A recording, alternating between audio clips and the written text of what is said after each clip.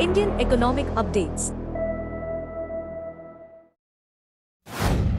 The GST Council is set to discuss key measures at its 22nd June meeting, aiming for broader tax reforms in the first budget of the newly elected government. Discussions include conditional waivers of interest or penalties on tax notices from 2017 to 2020, expedited notice timelines, and a sunset date for anti-profiteering cases.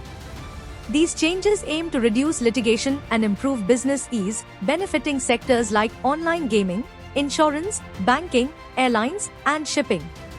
Proposals also include allowing authorized personnel to represent companies in summonses, aligning tax refunds with FEMA, clarifying taxability issues, and creating unique identifiers for e-way bill generation.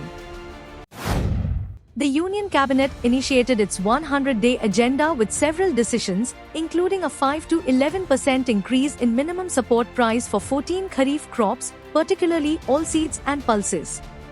MSP for paddy is now 2,300 rupee per quintal, and for medium staple cotton, 7,121 rupee per quintal. A 76,220 rupees crore all-weather port in Vadhavan, Maharashtra, and a 2,870 rupees crore upgrade of Varanasi International Airport were also approved. Additionally, a viability gap funding scheme for offshore wind energy projects with a total outlay of 7,453 crore rupees was sanctioned. This includes a 1 gigawatt capacity installation and upgrades to ports in Gujarat and Tamil Nadu. Automakers participating in the upcoming FAME 3 electric vehicle subsidy scheme must adhere to localization norms or face penalties. They will undergo biannual techno-commercial audits to ensure compliance, with penalties requiring repayment of subsidies plus interest rates 3% higher than MCLR in case of non-compliance. This marks the first instance of penalties for failing to meet localization criteria under the FAME initiative since its inception in 2015. The new scheme targets companies already engaged in local manufacturing or sourcing, aiming to avoid past controversies.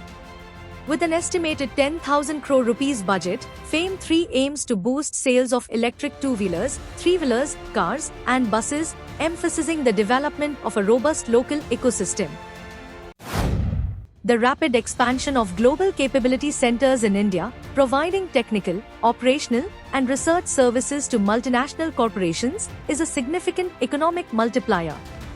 With over 1,600 GCCs employing approximately 1.5 million people across major Indian cities, they generate about $46 billion in cumulative revenue.